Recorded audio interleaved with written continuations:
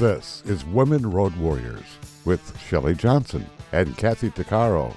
From the corporate office to the cab of a truck, they're here to inspire and empower women in all professions. So gear down, sit back, and enjoy.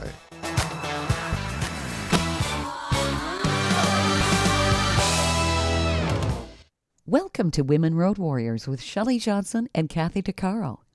We're a show that works to inspire and empower women in every profession and lifestyle. Whether you're at home, in the office, or in the cab of a truck, we help power you on the road to success. We tackle all kinds of topics and work to encourage women to be their very best with informative guests and women who've been champions. I'm Shelley. And I'm Kathy. No topic is taboo on our rig. We tackle the tough topics along with the not-so-tough topics. And we like to feature experts and celebrities who can assist women in being the very best they can be. The careers we all choose are a journey and a pathway to success. Having a supportive environment and a place to network are essential. This is something many women don't have. Wamita Mathara is working to change that. She's the founder and chief storyteller at the Career Safari, a platform for women seeking a healthier relationship with their careers.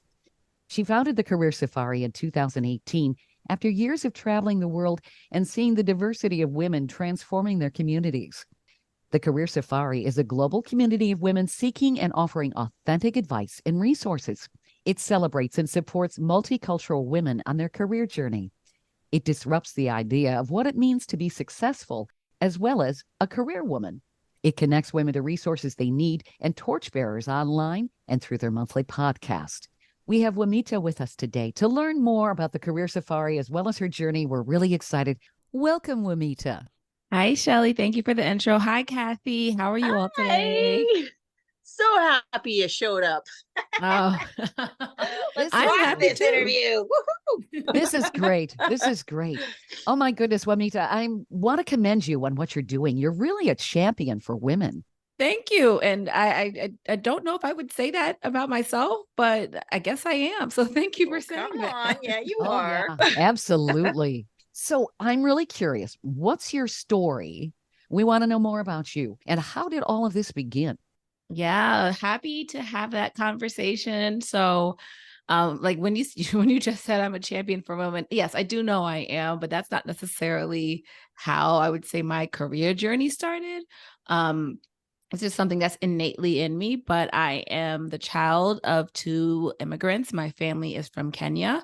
And I really have been raised to think about community in mind. So with that being said, when I started my career path, I was actually in the international development world. So I was passionate and still am passionate about building communities, making sure that people that have the means to give their time or their money can do it to nonprofits or NGOs that are doing great work in the community. And I love that for more than 15 years of my life. And in that work, it allowed me to travel around the world. I was meeting amazing women, and I would come back home and be like, oh, I talked to so-and-so who's doing this, and I talked to this minister of government who's doing this, or I'm talking to this childcare provider who started this childcare service in the middle of nowhere. So I was just bragging on the women that I was featuring, really unknowingly, until I caught myself one day just saying, "You keep on talking about all these women."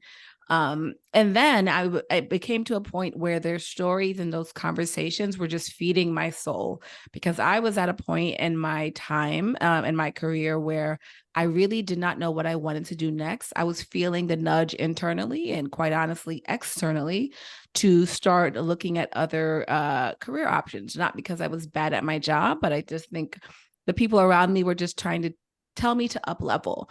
And I was having a great time, but it really was time to move on. And I didn't know what I wanted to do next. I knew I didn't want to stay in nonprofit for much longer. I wanted to turn into a more volunteer role for certain reasons.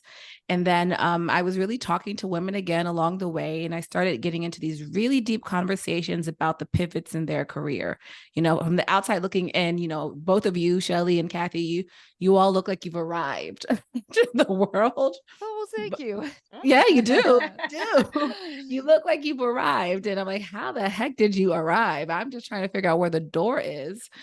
And people would just, women would just open up and tell me like what it took to get them to where they were and how they really haven't. Some have felt like they've arrived, others haven't.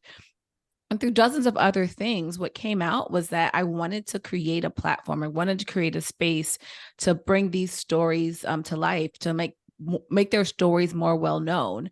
And then that's where Career Safari, really the purpose of it started. And believe you me, I never knew that all these years later, I would be sitting down talking to people about it, and it's growing to what it's been, but I'm enjoying the ride. I love this. You have such a wealth of experience, and with all your world travels, that gives you some tremendous insight. What would you say were some of the biggest needs that you saw that women had? Because I do think one of the biggest things, and what you're doing with Career Safari is terrific. Networking is something women don't necessarily have as much as men. For sure. I would say, I transitioned to the tech sector along the way. So I could also share a little bit about what I've learned on that side of things too. But I would say through Career Safari, through my, and just talking to dozens of women and building this community, there's a few things that I would say that women need. I'll say globally, there's always an education issue, women having access to proper education. So in certain countries of the world, they don't have access to quality education, or culturally, they're not allowed to go to school full time. So I would say like having access to proper education is number one for women globally. But in countries like in Canada and the US, we do have access to education. So the other thing that's when it goes to like network building and all of those things that we feel that men do more naturally. Something that I do on the Career Safari podcast, and it goes to something that I think I want women to get stronger at, is self-advocating. So within the podcast, I have a segment called Flex Minute, and I usually surprise our guests, our torchbearers that we speak to with it. And I just want them to brag on their accomplishments. And many of them are usually taken aback by that, but it's amazing how fast, once we kind of are given the space and the opportunity to just talk about our accomplishments, what comes out of our mouths. So I would say self-advocating is the second thing. Mm-hmm. The third thing that I would say is, and this is a main reason why I started Career Safari, was we need to constantly redefine what success looks like to us. I think that the way career lives are structured, especially in Western society, is very patriarchal and it's very male driven. And if you look at it, most people aren't happy in their careers. So why are we reaching for that type of success when you look around and the people that are actually in those seats aren't all that happy to begin with? Mm-hmm. And we as women are so creative. We know how to build communities. We know how to make people in life, comfortable for others. If we use that creative energy, if we use all of those instinctual things to think about ourselves, think about the transforming careers and transforming industries, the things that we could do. And that's what I want people to tap into, their inner voice, those inner qualities to transform this world. It's so important. And I think that women aren't necessarily... I think we're kind of taught to maybe not toot our own horn, if you will. Mm-hmm. Mm-hmm. When men talk about themselves, they're not really bragging, right? But frankly, I think a lot of men can have a lot of braggadocio. It's like, oh, gag me. Come on. Braggadocio? Yeah, they listen. Yeah. And then if you really know them and you know what they're talking about, you look at them like, what? It's like, really? When did you do that? It's so true. And we're not trying to bash men. We love guys. But it does seem that society finds it more acceptable for guys to do that, and women aren't supposed to. And I love what you're doing here. I mean, this gives women the ability to look at themselves and go, I have done a lot. And we have. And I mean, I don't want to say this is like a male bashing thing. Men, continue to talk about your accomplishments. Like if you've accomplished something, Oh, yeah. please do.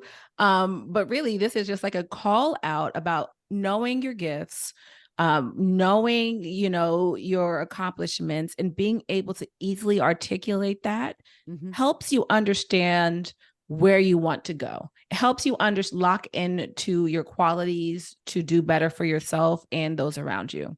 And I think your platform also gives women the resources if they want to maybe get more education. And you're talking about access to education. It's really amazing. I was looking through the history of higher education in the US, and it was in the 1980s where women and African American students were being denied entry to the Ivy League schools and stuff. It's like, really? People don't think about it. There have been barriers to entry not that long ago. It's very recent, where, I mean, even now, I don't want to, you know, we don't necessarily have to get into this with affirmative action and college admission ending in the US, but all of this is very, very recent. You know, the one thing I'd like to cite, like even in the US, in terms of getting credit, we weren't allowed to buy our own homes. We weren't allowed to, you know, open up our own bank accounts until the 70s. So all of these things are within our lifetime. Yeah, it really is amazing that women were limited on having a checking account until the 1970s. I found it amazing and horrendous at the same time. They simply couldn't get a checking account on their own unless they had a husband or something. Exactly. Well, you know, and even in my career, it's a man's world. And I hate to say this, but I think like often there's not like, I think we're at like on my crew of 170, there's only 7 women, and they'll hire women, but just almost, I'm not sure if it's, you know, just because it looks good, but then they stop. You know, way more men are hired than women are hired, if you know what I mean, right? So but it's changed. It's changed significantly, but not enough. Not nearly enough, in my opinion, because women make damn good heavy equipment operators. You know, we're easy on their equipment. We don't drive it like we stole it. We keep it clean inside. It doesn't smell in there, right? Right? So, I mean, I don't know how many times I get into a cab of equipment, there's spits everywhere, and like, you know, that disgusting chew that people, they spit them back in a bottle, and I'm like, oh my God, pick up your damn garbage. Like, you know what I mean? Like, gross. I use that space that I'm in like it's my home for 12 hours. You know, I keep it clean. It's my area, but no, it's not always like that. So I'm really hoping that the history is going to change, and that they're hiring more women in the non-traditional trades. And so everywhere I go, all my speaking engagements, I always encourage women to look outside the general corporate office career. You know, because it's not meant for everybody. Put me in an office, I die. Like, oh my God, I can't help. Right? And so, I mean, it's just like people, they kind of think, well, maybe not everybody wants to go to college. Not everybody's meant to go to college. You know, what's wrong with going to trade school?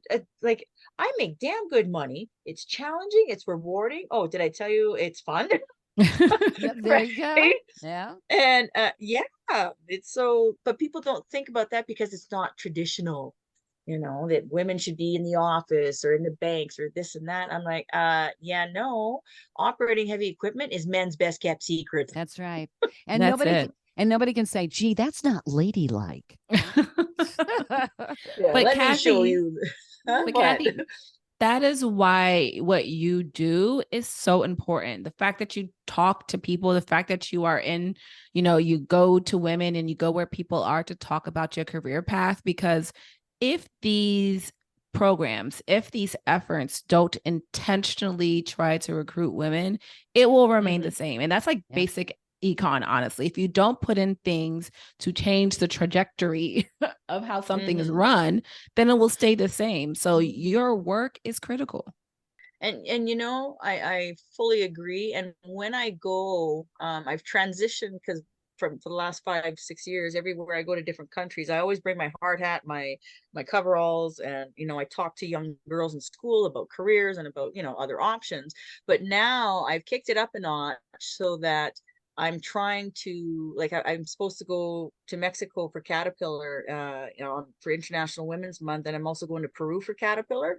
Well, while I'm there, like in Peru, there's tons of mining. Well, they barely have women. So I was discussing with them, well, why don't I set up a career day and recruit for you guys, like recruit in a sense, like not to hire, but to explain, like show the pictures, explain the job, talk about the benefits. And sure, there's challenges, like I was telling you, earlier about hanging off the edge of a cliff, backwards. But I mean, you got to ride that fear if you want to change, if you want to grow. And people think, oh, I'm not sure. Try it. Yeah. So if I can promote it in other countries and in everywhere in the States, if I can, like I'm going to Women in Trucking in November to be a speaker there. Well, I decided I'm going to set up a booth, an exhibition table for my designer minor, because sure, it's not just trucking. So I'm going to try and encourage women that are just walking around. Hey, this is an option, right? Sure. Yeah, absolutely. It's a matter of getting women to realize career options really are limitless. They just need to try it. That's how you open up opportunity. Stay tuned for more of Women Road Warriors coming up. Industry movement Trucking Moves America Forward is telling the story of the industry. Our safety champions, the women of trucking, independent contractors, the next generation of truckers, and more. Help us promote the best of our industry. Share your story and what you love about trucking. Share images of a moment you're proud of. And join us on social media. Learn more at truckingmovesamerica.com.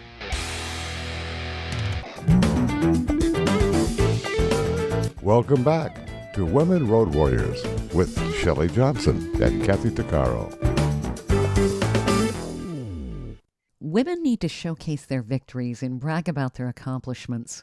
They can do that on the Career Safari. They can also self-advocate in a supportive network of women. All of this is essential to continue to make inroads into careers that are still dominated by men. The Career Safari networking platform and podcast created by Wamita Mathara is empowering women worldwide. And we're really impressed with what she's doing. Wamita, what do you think are some of the biggest obstacles for women right now? Obviously, it varies probably across the world, but I'm just wondering what women can do for themselves and what women can do as a group. I think that the unification, there's power in numbers. Yeah. Well, I think the great thing is that more women are participating in the labor force now more than ever. And that's a global statistic. So there are more of us that are working. And just in the U.S. alone, the amount of African American women are completing college at a higher rate than any other demographic. So we're out there. We're trying to enter the workforce. We're trying to, make our own way. But a statistic that's also important, and this goes into your question, is that it's from Lean In. They run, I think, a yearly study on women in the workforce. And easily one of the most challenging things that we have to deal with is being trusted to be managers. So they call it a broken rung. So as we try to move up the corporate ladder, and corporate necessarily does not mean an office job, but as we try to move up and become more senior in our careers and have more leadership and budget authority, we are not trusted to be managers. So we really struggle with becoming first line managers. So even managing your own direct team. And that obviously then prevents us from being moved up the ladder to executive roles. So I would say a major issue for those that are in the workforce, for women that are in the workforce and those that are entering into it, is what does it take for you to become a manager? And I have my own contentious relationship with being a boss, not saying that I dislike it, but it is a lot of work and it is very difficult. And, I think people should not just want to be a manager or a boss to be one. I feel like you should be called to do it because you really have people's livelihoods at your fingertips. So I would say, like, going into like what we can do, I would offer that do your inner work, of course, to figure out if you have interest in being a manager. There's a lot of benefit there, financially, in terms of influencing your company, influencing the industry. And I would encourage more women to think about it. And then, what does it take to put you in that position? Do you have a leader that believes in you? Do you have mentors that believe in you? I want you to have really honest conversations with them and say, what will it take me to become a manager? And this is where the career safari in me comes out, because I think there's different definitions of success. And I want, some reality to set in. Listen to their response. If their response is encouraging and we have our intuition, then lean into it. But if you feel that they are jerking you around, listen to that as well. And maybe it's your time to know the hands that you have been dealt, and say, this might not be the place for me to grow, or this might not be the leader that believes in my trajectory. So I don't want to just put out like, fairy tale narratives of once you tell them you want to be a manager, it's going to happen. That's not true. You have to make sure you're under the right situation for you to grow. And believe you me, there are plenty of companies that need your type of leadership, whatever that may be, but at least put yourself out there, make sure you're taking on projects that are challenging, make sure you're talking to your leaders and other people in the company about it, and see where that takes you. It's rather interesting that you're saying that the message is women can't be good managers. Women, good grief, when they're moms, they manage a lot. It's crazy. It's crazy. Who doesn't have to manage when you've got a couple little ones running around? It's like, hey, over here. Come on. Yeah. I mean, mothers have the world's longest arm when they're driving. When you're the Isn't that the truth? We're born managers. Well, the thing is, like, and that's all true. And I think people instinctually know that.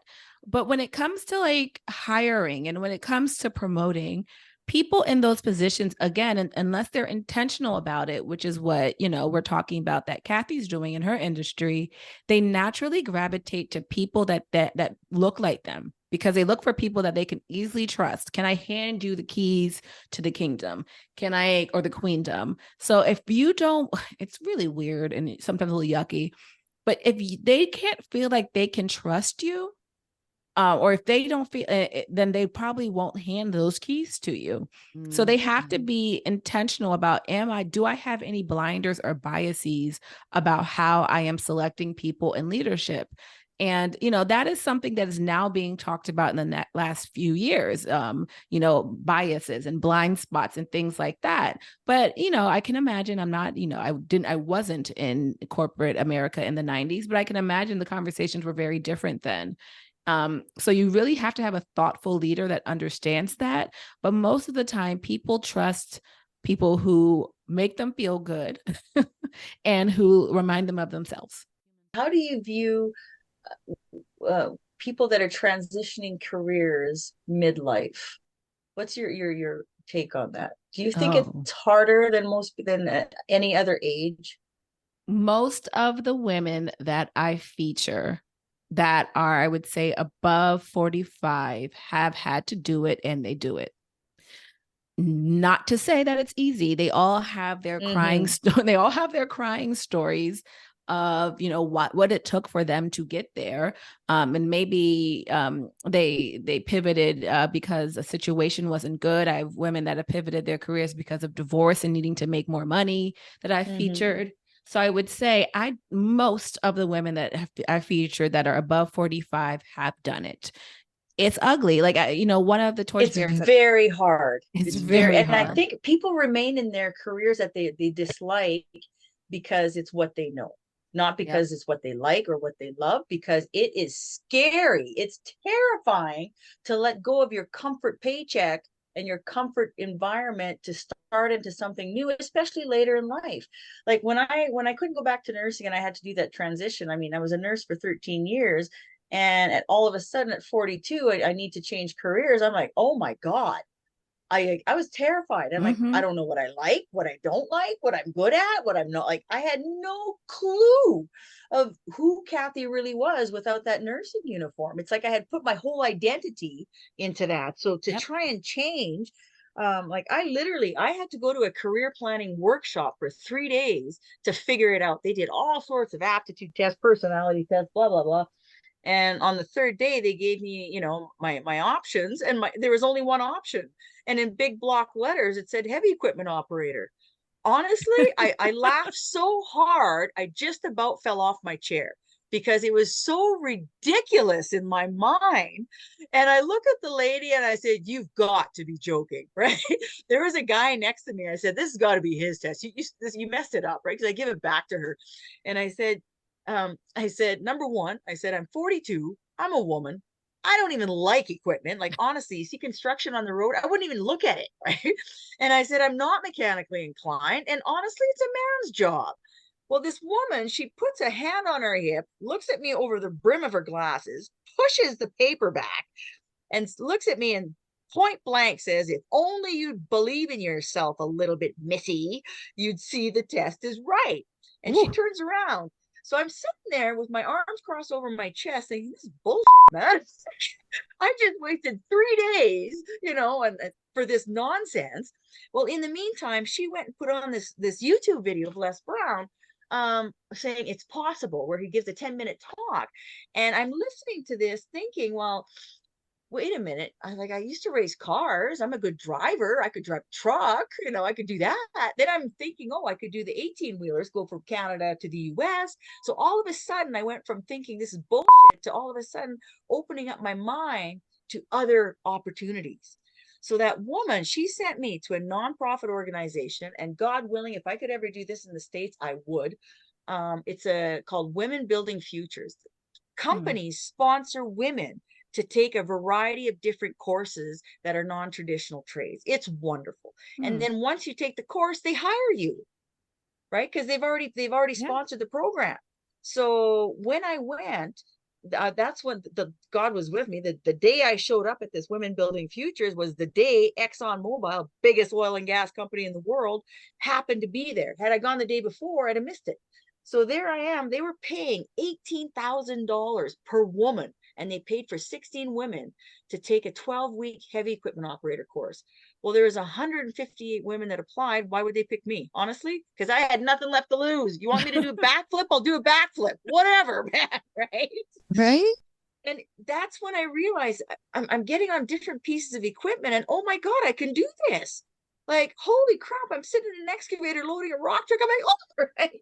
And that's what I'm trying to portray to other women. Keep your options open. Don't shut yourself Yep. off, Yes. regardless of your age. So in that course, the reason I was asking you that question is because in that course, out of the 16 women, I think there was 12 of us that were over like 40, above 40. There was 4 or 5 that were 50 and 55 that needed, like, one was a cop, that she'd been a cop for 25 years. She was a staff sergeant. There was some from the military. There was the housewife. There was a postal worker. We had a Red Seal chef, just a variety of people. Then you realize, what is wrong with changing careers for whatever reason, right? You don't have to stay in the same career for 50 years. And I think it's good. Like the one woman, remember Shelley, that we interviewed, had six careers? Oh, yeah. Jean Phelan. Yeah. Yeah. Yeah. Superwoman, we were calling her. Well, she's got a superwoman costume. Yeah. 6 careers. And I Right, think it's yeah. fabulous It's because you're great. dabbling. It's Mhm. giving you a variety of experience. And, sometimes it works, sometimes it doesn't.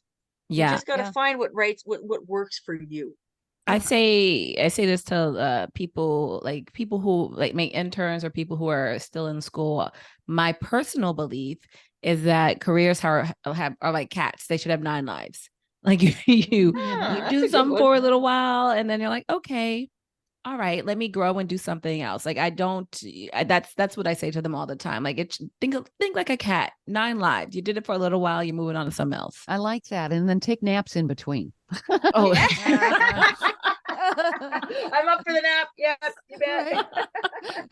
yes. But when you think about it, the way things have evolved in the past few decades, people have had to do a lot of career changes.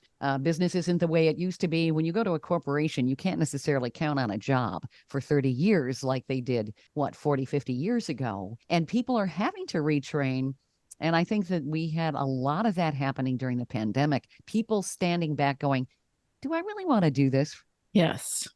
Yeah. Yes. And actually, most of it's going to be interesting. And I'm sure there are people, researchers, and all of those people who are more qualified than me that are going to do an analysis on how, I mean, they're already kind of doing it, about how careers and industries have shifted since the pandemic.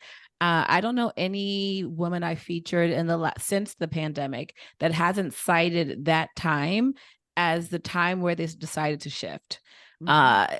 And it could be for a lot of things. They could have, their industry, actually, in most situations, their industry didn't fall apart or they didn't lose their job.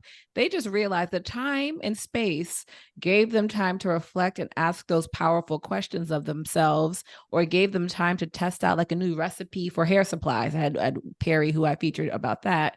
And that allowed them the opportunity to build something on the side that became part of their new livelihood. So I don't actually know any woman that I've spoken to since then that hasn't cited that time of their lives or that the pandemic as a point of a pivot for them.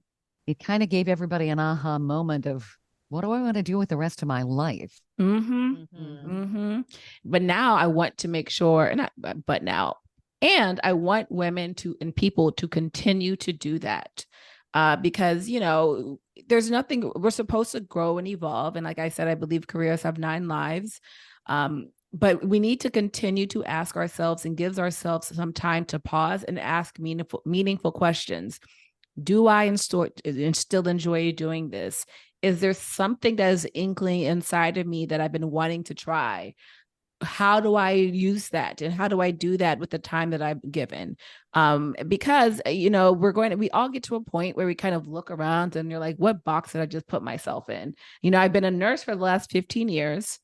I don't like this anymore, or I need to change because the environment's forcing me to change.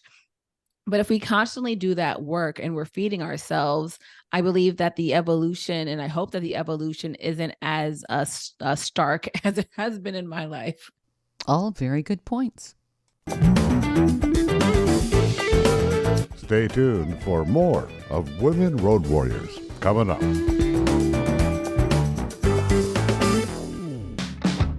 Trucking Moves America Forward, or TMAF, is building a positive image of trucking by telling the story of the hardworking drivers and industry professionals who support the industry. And you can be a part of it. Learn more about TMAF and how you can join and be a part of the industry movement working to build a strong image of trucking by visiting TMAF's website at truckingmovesamerica.com. You can also follow us on Facebook, Twitter, Instagram, and our latest channel, TikTok. Welcome back to Women Road Warriors with Shelley Johnson and Kathy Tuccaro.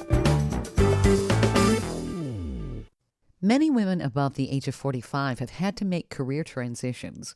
This is something the Career Safari has discovered. But the women are doing it, and they're doing it well. Sometimes it's important to make a change in order to grow and learn what it takes to pivot, to grow your career, and stay resilient. Women also need to know what they have to do to compete for their piece of the pie and career advancement. It's there for the taking. We just need to do it. These are some of the things we're learning from Wamita Mathara. She's the founder of the Career Safari. She has terrific insight, and she's talking about how her podcast and platform helps multicultural women network worldwide. Would you say women are working together better? Because I know that it used to be said that women didn't work together as well as men. And I've even heard it theorized that's because a lot of guys have team sports, that kind of thing. Would you say we're making progress in that area? Do men really work well together? I don't know. I mean, they think they do. They say they do. They say they do. And the ones that don't just take it out in the parking lot. Duke it out. Yeah, really. I'm saying I've seen some of the worst backbiting happen with men on men violence. I'm just going Yeah, yeah. but you I know, will women get stereotyped, you know, that we're catty, we're this, we're that. And I think that's an unfair description for women too. It is. It Mhm. is. I mean, we are fighting, and we're fighting to be a part, or in most cases, a part of the boys' club, and Yep. you know that to some women doesn't come naturally. Like, I am not good at sports. I don't want to go to the strip club. But you know, other women will be like, yeah, I'll do that. But for a lot of women, those things, maybe not necessarily those examples, but it doesn't come naturally to many women to do certain things to succeed in within a corporate, within a career environment. So like I said, to self-advocate, to talk about your accomplishments, to go out after dinner with the drinks and talk about life and make those connections. And you know, I know in some situations, like in small businesses, going to the boss's house, going to the owner's house and spending the night, the boys can do that. As a woman, I would feel uncomfortable going and spending a night at my boss's house after a baseball game. Like, those things are, you know, it's not really created with us in mind, those type of opportunities to grow and engage. So I think what happens is that we, and I do not like this, but it feels as if we're competing for like a small slice of the pie. And that is what I want us to change our perceptions on that. There's still, like, we're fighting over 15% or 14%, I think, are women in leadership or something like that, when there's a whole like 87% there that's left for the taking, and the pie can get bigger. We've seen how people's paychecks and the, you know, high net worth individuals, they continue to make more and more money. So it really is limitless, and abundance mindset is what is going to be helpful for us. But I don't know why, you know, maybe you guys have the answer. Like, why are we competing or feel like we're competing for just a small slice of the pie? I don't know. Do you think it's self-limiting perceptions that we're somewhat conditioned? We think we're afraid to just stretch and say, yes, I can. I'm going to do this. Do you think some of that's the indoctrination that we have a little bit? I do think that. I Mhm. also think part of it is about being more creative about how you approach your career. And that again goes to one of the reasons why I have Career Safari, because I want to uplift many examples of how women are approaching their careers. Because, you know, for me, you know, go to school, get an education. Like I said, I come from African immigrants.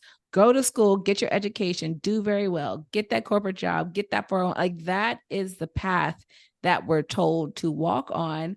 And then as you're in the middle of it and you're trying to become a manager, or you're being secretly pushed out, all of those politics start weighing you down. And then if you start talking about like microaggressions and people saying, oh, women can't be truckers.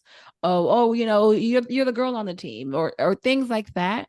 Those are small dings to your confidence as well. Yep. And that really forces most people to do, and myself included, is to take a step back and think, if this career path is not allowing me to be my fullest, most happy self, what can I do? How can I take all the learnings that I've acquired over the last 15 years, the connections I built meeting women around the world, to actually build this platform? I have started nonprofits in many parts of the world. I know how to build something from scratch. What can I can do this on my own. So like, those are the words that I had to say to myself to start Career Safari. And I have this whole new trajectory on my career that I now have because of it. So I had to sit back and be creative. And so I would encourage other women to do the same thing. It might not look like the script that people have given you, but in all honesty, if they're honest with themselves, and most people are when you talk to them, they had to tear that script apart soon after they started their career. Very true. And I think we're stuck with a script to begin with. And somebody hands us a script and we just kind of muddle through life. And sometimes you got to rip out some of those pages or just toss it in the trash and say, I'm writing my own script. You have to. Yeah. You have to. Mm-hmm. Well, Kathy, you've done that. For what? You Writing my own script? Yeah, well, you have. And book. You've totally pivoted in your life and said, the heck with this. This is not the way. When I've been told that's garbage. This is who I am. And yes, I can. You know what? Absolutely. Like I'll tell you, the most pivoting moment where I recognize, which is key to everything, is that day on the excavator when I was loading that rock truck. The instructor was jumping up and down because I was doing such a good job. He's yelling on the radio, "Can I marry you?" That's great. And what then did I you had to say? Wait, what did you say? Yes or no? I just laughed. I'm like, and then there was three girls that were it's three other students that were in the pickup, and they were jumping up and down, encouraging me, watching me, load this rock truck. And I was doing such a good job. And then I climbed off the perch and I was glowing because all of a sudden I recognized my own abilities. And that is what's priceless. So Yeah. later that day, here I am, I'm listening. I had my iPod on, and I'm walking from the Women Building Future Center down back to the recovery center because I was still living in recovery and with other women. And this song came on called Redeemed by Big Daddy Weed. And if you've never heard it, my God, put it on. It's so good. And so what it is, the song is about breaking the chains from your past and, kind of letting go of your old beliefs. And as I'm listening to this song and I'm walking back, I just started to cry because it was the first time in my life that I was able to see that I had been lied to my entire life by people telling me how awful I was and how I polluted the air and how I was no good and I'll never amount to nothing, that I had no skills. And I'm thinking, this is bullshit, man. Like, look at me go. And so it just moved forward from there, so that now all of a sudden, fast forward when I get the job and I'm driving the biggest truck in the world. Here I am at this one moment in time. I'm driving through this intersection, and I had to drive like 5 kilometers an hour. It's really slow because there's people everywhere, and people were getting out of the trucks because when you see one of these giant machines go by, you can't help but stop and stare because the sound they make. I mean, you got 14 feet high tires going by, right? It's like, damn, it's impressive no matter who you are.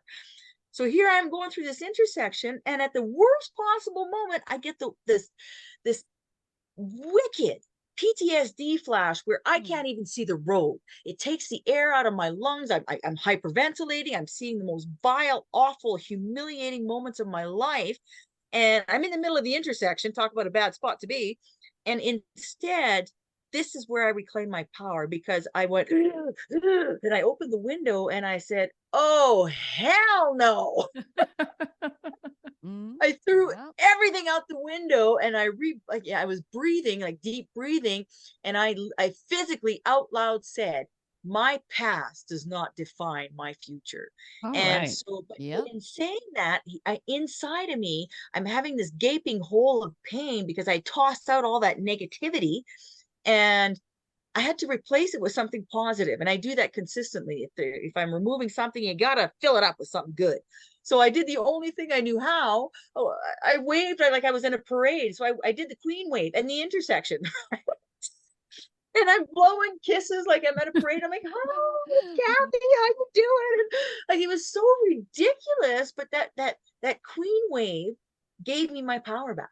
And then I started thinking to all those assholes who told me how useless I was and how awful and blah, blah, blah. Who's driving this truck? Okay. Who's driving this truck? Me, not them. Right? Well, that's that magic potion that you were talking about earlier. Like if we, like collectively, the three of us, maybe we need to figure out the whole champagne formula. I mean, champagne's good too. The whole perfume formula, but that type of confidence, that ingenuity, that ability to correct yourself when those negative voices comes in, that is what, and they do, and it's natural. But you could, your ability to correct it while in the middle of the moment and reclaim your brain space and your that moment for yourself. That is what I hope that I can bottle up and give to Career Safari. That's what I hope you all are doing as well. And another torchbearer that I featured, Joyce, she's in Kenya. It's something that has been like top of my mind, and I talked about it on my Instagram page. is that there is another level of happiness. Like I said earlier, when you think about like high net worth individuals, they keep getting richer and richer and richer. Like the pie keeps growing. Joy and love and happiness, there are abundant out there for you. So even if you think you're at a great moment of your life, it can get even better than that. Like look at I'm sure you love nursing for a time of your life. Yeah. And then That's a look at great you nurse. now. Right? I can tell that you were, but there's another level for you. There's Yeah. always more that we can access in terms of like our personality, our gifts, even the amount of money we're making. There's more and more levels. Like somebody who is a shining bright example of this to me, and I love her. It was just her birthday, is Beyonce.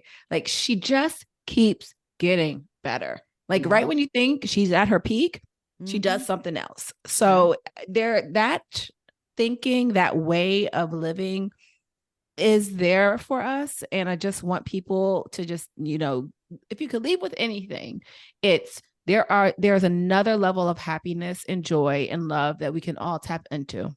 I love it. Life is full of possibilities and potential, always. Stay tuned for more of Women Road Warriors coming up.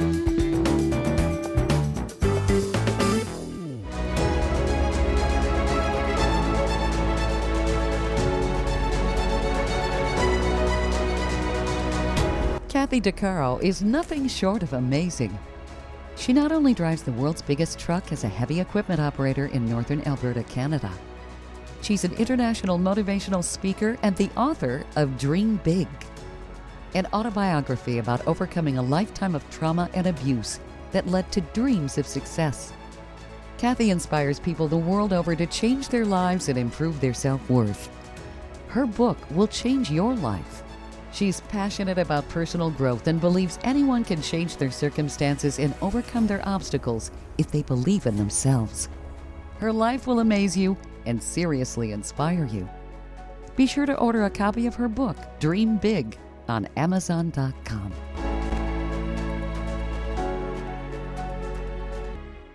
Industry movement Trucking Moves America Forward is telling the story of the industry, our safety champions, the women of trucking, independent contractors, the next generation of truckers, and more. Help us promote the best of our industry. Share your story and what you love about trucking. Share images of a moment you're proud of. And join us on social media. Learn more at truckingmovesamerica.com. Welcome back to Women Road Warriors with Shelley Johnson and Kathy Tuccaro. Change can be good. Sometimes it takes self-reflection to determine where we really want to head in our careers, or if the career path we've taken is really the one we want. That's where the Career Safari comes in. It gives multicultural women across the world an opportunity to network with peers and find mentors and guidance. We're talking with the founder of the Career Safari podcast and networking platform, Wamita Mathara. I love what you're doing, Wamita. Your podcast and in the Career Safari, it's a great resource for women. Where do people find you? Do they type in thecareersafari.com? Yes, you can find me and all the women that we feature, and we're coming out with a community soon for entrepreneurs and founders. And you can find all of this on thecareersafari.com. You can follow us on Instagram at Career Safari. And feel free to send a message if you're interested, if you want to be featured. I'm always taking nominations, and I'm always willing to talk to people who have if this touched you in any way, I'm always happy to talk to people. And if you want to listen to our Torchbearer stories, please do. I talk to women all around the world about their career path. You can find us at Career Safari on all of the podcast apps, Spotify, Apple. It's a video interview, so you can also follow us on YouTube. So come and listen to the stories. Excellent. Nice. Well, you inspired me. I love what you're doing. Me too. Likewise. Yeah, having more resources for women, that's what we need. It's huge. It really is. Yeah, it's Place to huge. go. It's huge. Mhm. And I would just say also, there is never enough. So no one ever complains that there's too many Pizza Huts or pizza places or burger places in this world. Yeah. If we can saturate and have more and more and more resources for us, the better I think this is. Amen to that. Thank you for being on the show with us. I've loved talking to you. I enjoyed this too. This was as fun as I knew it would be. Yeah, it was Thank great. This Yeah, is great. thank you so much. It's been a pleasure, Wilmita. Appreciate it. We hope everybody's enjoyed this episode. And if you want to hear more episodes of Women Road Warriors or learn more about our show, be sure to check out womenroadwarriors.com. And please follow us on social media. And don't forget to subscribe to our podcast. Thanks for listening. You've been listening to Women Road Warriors with Shelley Johnson and Kathy Tuccaro.